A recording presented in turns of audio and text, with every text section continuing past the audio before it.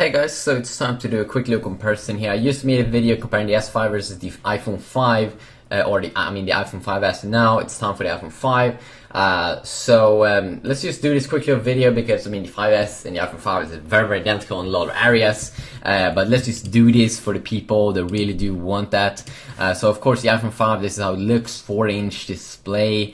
One with 3 GHz, or let's go and check out the specs. White and a black color variant, not silver or anything like that we got on the 5S. No Touch ID sensor, versus the brand new S5 here, which is waterproof, water resistant, dust resistant they're calling it. It has 60 megapixel camera, it has some pretty interesting specs, it has a dotted back, and I'm not really sure how this phone feels in the hand because I haven't got my hands on it. It has a flap down there, which I really do hate on Sony's devices, so let's see how I like it on this little device. So let's go down here. So if you start off here, same kind of SIM card technology, nano SIM, smallest SIM available. If we move down here, 112 grams versus 145 grams, so definitely a lot heavier, 30 grams like the S5. 8.1 millimeters in thickness versus 7.6 millimeters. It's also a little bit thinner there, the iPhone. And here we do have the fingerprint sensor that you get on the S5. It's going to be cool to try that out.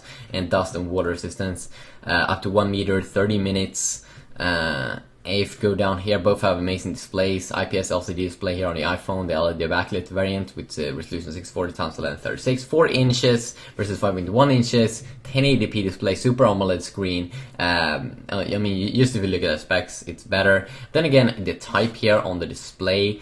Some people prefer Super AMOLED, some people prefer LED backlit IPS. I think both displays are amazing. Especially good for reading. I do enjoy the iPhone's displays more, but if I would watch like movies and stuff or pictures, stuff like that, I probably would enjoy the AMOLED screen a little bit more.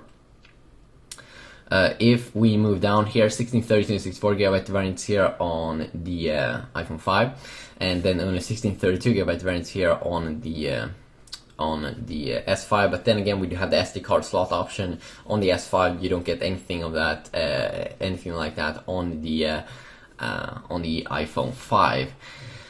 And then again, you do get an NFC, you get IR port here also on the S5. It also features latest Bluetooth on both devices.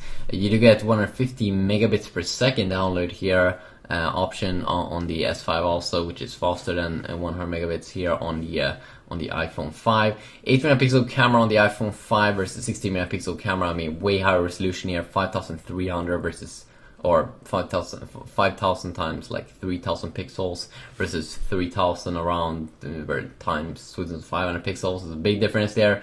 You'll be able to zoom in a lot, and that is pretty cool.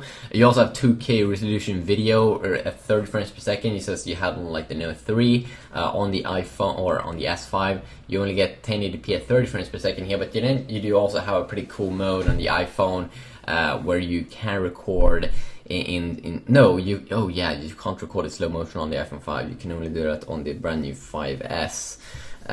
If we move down here, we can see dual core with 3 GHz, Apple's own A6 chipset here versus the Snapdragon 801 chipset, which is a new version here from Qualcomm of their chipsets. This is the latest edition, which is a slight bump update from the Snapdragon 800 that you get on phones like the Note 3 and the Sony Xperia Z1. This one is clocked at 2.5 GHz instead of 2.3 GHz, and it's as well a little bit higher clocked on the GPU side and on the memory side, around like 100 to like 150 more megahertz extra. It's not overkill. It's still pretty much, it's not a super killer update, but it's a little bit of an update, and you can hear that on the name, 800 to 801. It wasn't the new 805, which you're probably going to see later this year, maybe in the October or time frame something with the Note 4. And then we do have the amazing triple core graphics here as well on the iPhone 5, PowerVR SGX 543 MP3 triple core graphics versus the Adreno 330, and the Adreno 330 GPU is one of the better GPUs for the Gameloft games, or it's the best GPU available at the moment from what I've seen. it's not as good on the Rockstar games like GTA Vice City, GTA San Andreas as the Mali 400 that you do get on the Galaxy S3 and like the Galaxy Note 2. But it's okay. It's pretty okay actually. It's also a big difference here in battery. 2,800 milliamp versus only 1,440 milliamps here on the iPhone 5. You're probably gonna notice a big difference there. Way better battery life here on the S5. Even though the S5 has a better processor and on all of that, it's way more battery. I mean, like it's like 1,000. It is like 1,400 extra milliamp. I mean, it's like twice the battery power. Even though it has a bigger display and draws a little bit more, you're probably gonna get a way better battery life still. And then you do have, of course, the software aspect, which I'm probably maybe will be taking a look at in a future video. So yeah, just quickly look here. Peace out.